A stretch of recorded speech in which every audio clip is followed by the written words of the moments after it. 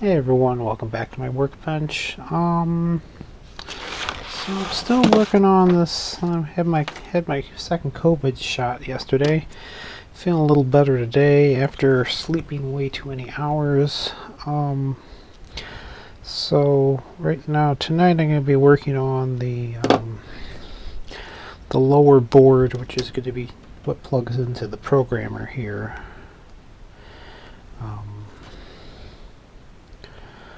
So, where's my stripper? There you are. Oh, stripper fell down. Okay. This is your regular old IDC cable.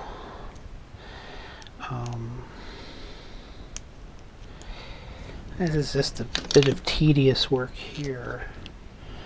Where's my helping hands? I don't feel like holding this thing. It moves around too much. There we go. This is old school here.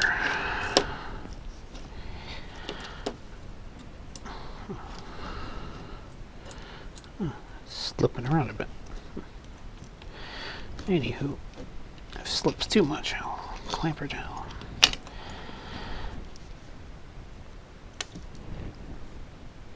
There we go. So now it's just a bunch of stripping. Let's see what it looks like. Let me move this out just a little bit so you can see a little better.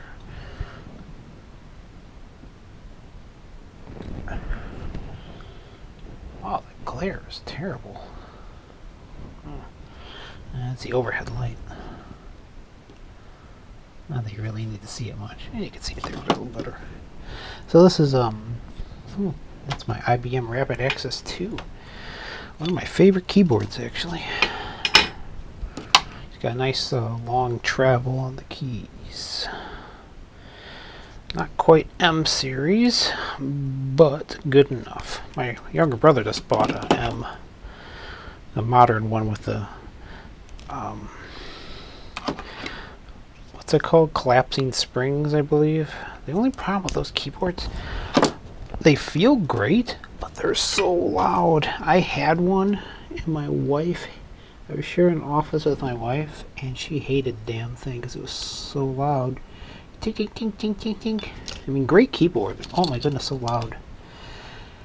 I actually bought it at a thrift store, and I ended up selling it for like, I bought it at a thrift store for like $5. I think I sold it on eBay for like $100 or something crazy like that. So this one's a good compromise to the Rapid Access 2. Gives you the fairly compact layout. I mean, it's I'll show you in a minute. It's a little bit narrower layout than a regular keyboard.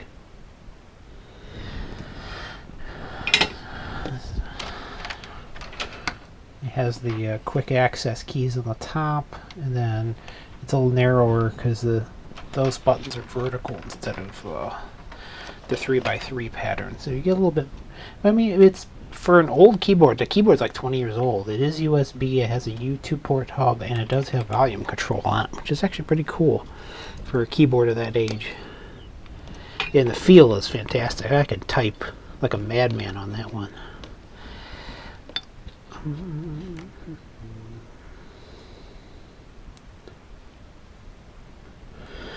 Brown, red, orange. Bad boys rape our young girls, but Violet gives willingly. Very vulgar. Very not PC. But you never forget it. So this row of 40 here,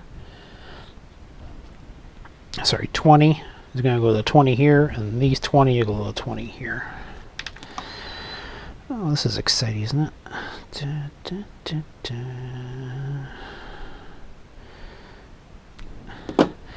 I'll try not to change tools too much. Pull some back. Da, da, da, da, da, da, da. I like this rainbow IDC cable. Easy to tell because it's the exact same color codes as the resistor. This is like the first thing you memorize back in electronics classes. My degree is in electronics. Once you remember those color codes, it's great because these color codes are identical, so you know exactly which one you're on.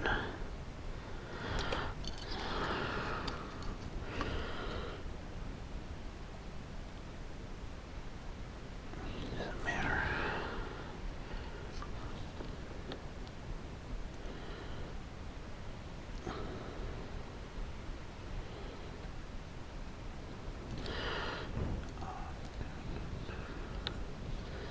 Yeah, so I'm really happy with my new PC for, even though it's Windows, it's still pretty good. It's got running 10 Pro, so real nice to have a true Windows machine again.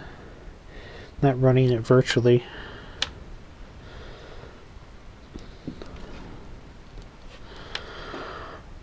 But yeah, it's working out nice. OBS is working really well. At least I get to use the same software. Man, it's awesome. I'm running 1080 30 frames a second at 3.7% CPU, so it's a little beast of a machine.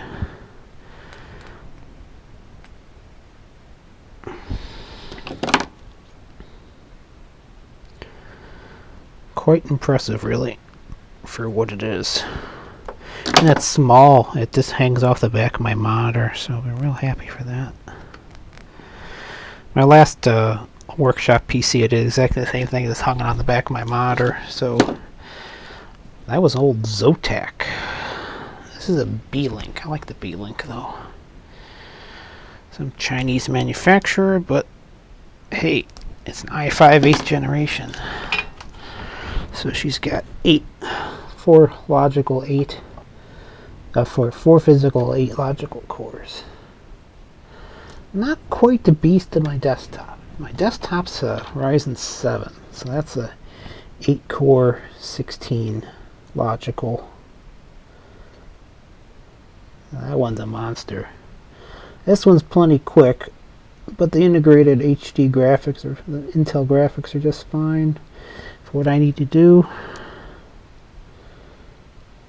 I can't complain. Man, I've been using computers a long time. Scares me sometimes. My first computer was Atari 800XL.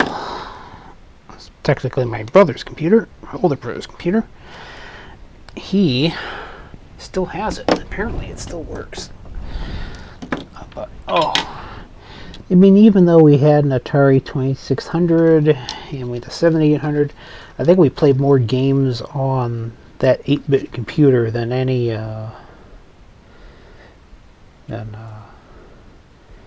any of the consoles, to be honest with you.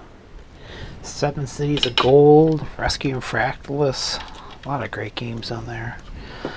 Of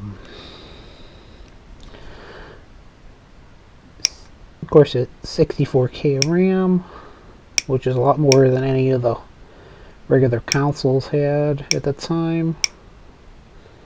And then you had a lot more sprites.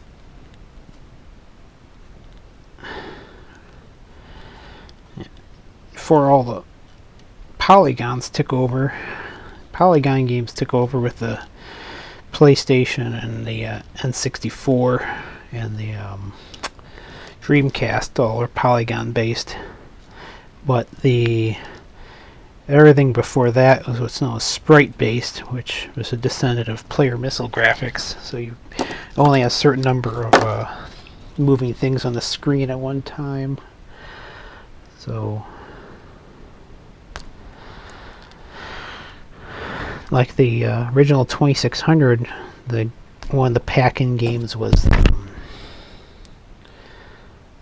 Pac-Man, but the problem is the 2600 only has 4 sprites. They can only have 4 moving things at one time, which is why the ghost monsters flicker in and out of existence, because you can only draw 2 of them at once. It draws Pac-Man and it draws the 2 ghost monsters, and they actually depended on the decay rate of the phosphorus of a TV screen to rely on the ghost not completely disappearing, because phosphorus takes time for it to stop glowing when because you've interlaced screens. But it means that it draws the screen every other frame.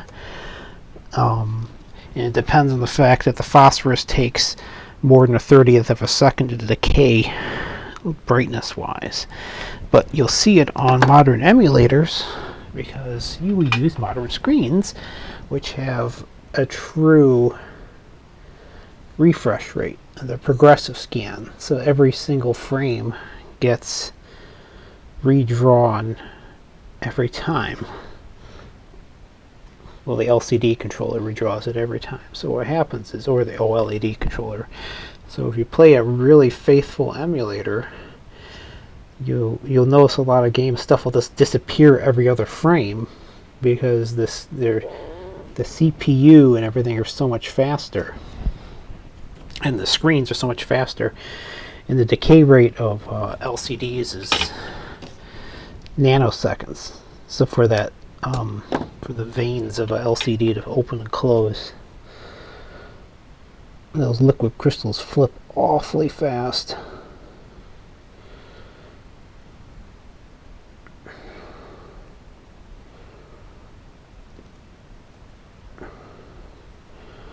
I don't know how many of these wires I'm going to get done tonight. Let's see.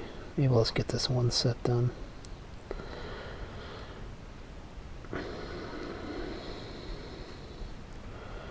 So all the fancy wiring is going to happen up in the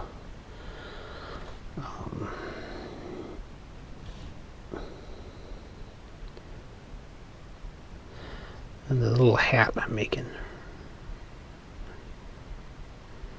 Let's see, I remember my colors wrong. Orange, yellow,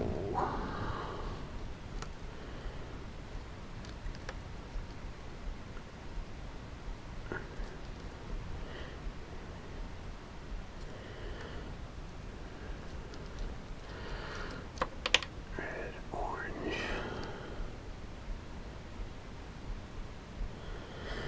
yellow. Yeah, the old CRTs used colored phosphorus for the colors.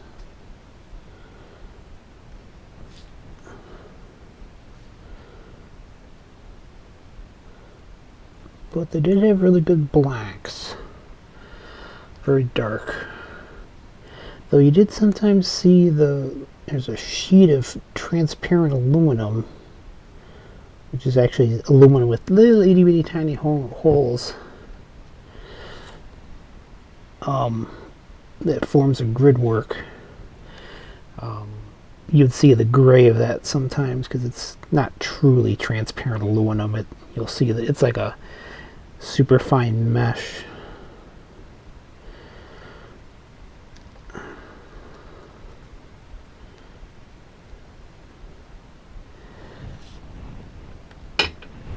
My boss at my last job used to work at Zenith. They made televisions in the United States. Alright, so this is going to go here. Like so.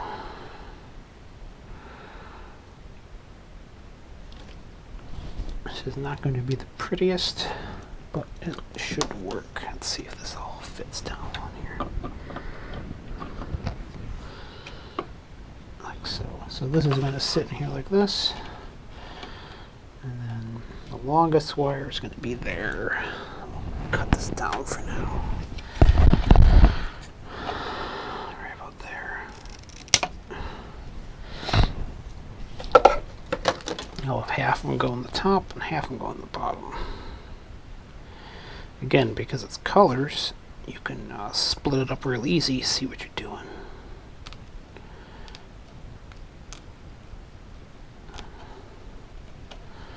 That's going to go there, that's going to go there. It's going to be a little tight, but it's okay. Probably end up trimming these so So, you know what I'll do is I'll do this row next. Otherwise, I won't have any room to solder. This is about the same length there. And this is actually even closer, so this is fine.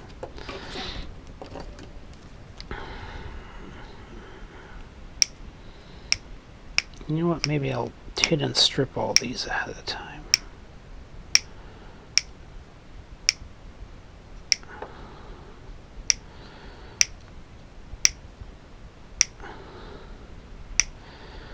So, I only have a single CRT in my home, and that is my old iMac G3.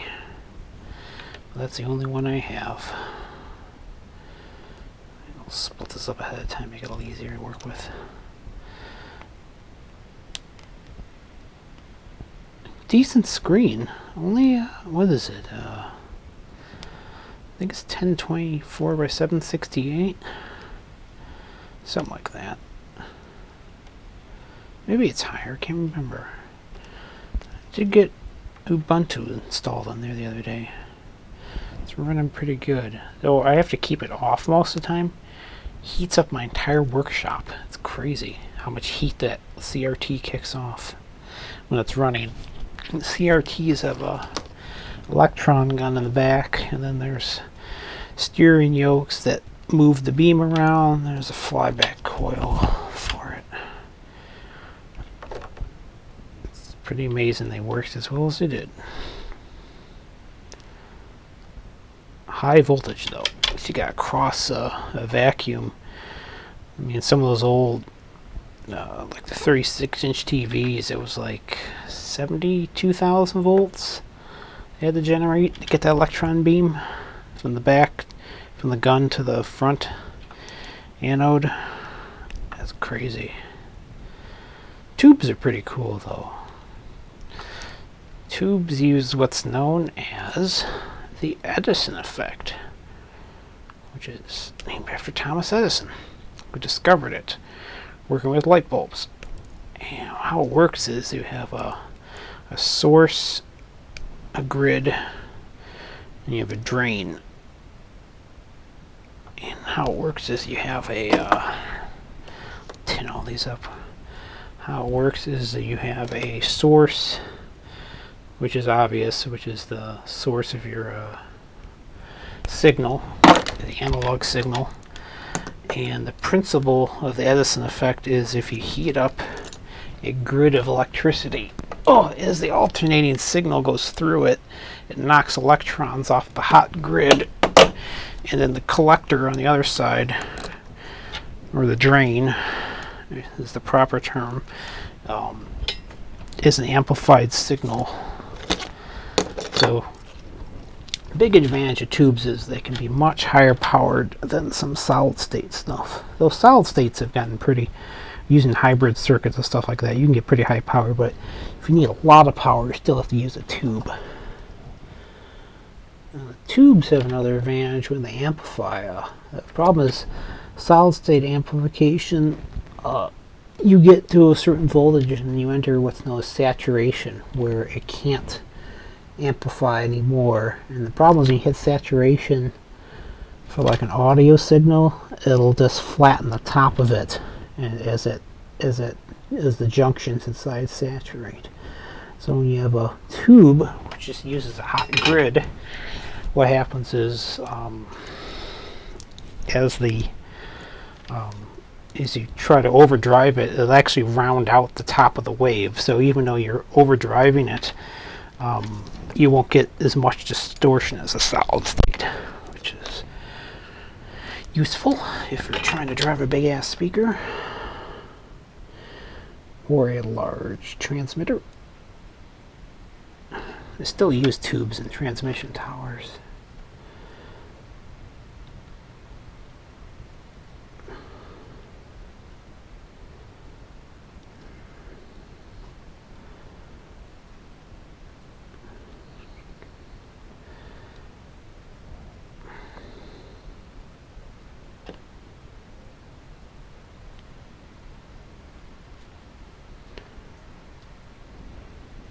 It's getting pretty late.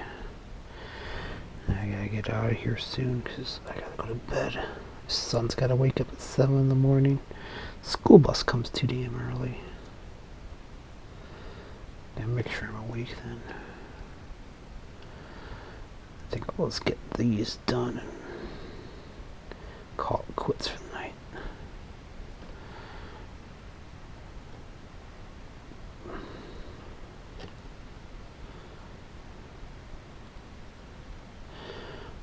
Luckily the COVID shot only lasted a day.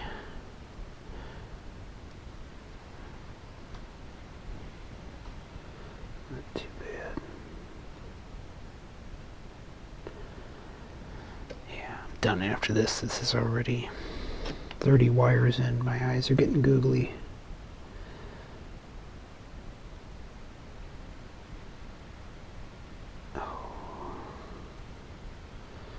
Yeah, that's it for me for the night. I'm getting a little slap happy here. Okay, cool. So, that's this so far. This cable here is going to feed down here. Alright, that's it for the night. I'm getting tired. Thanks for watching.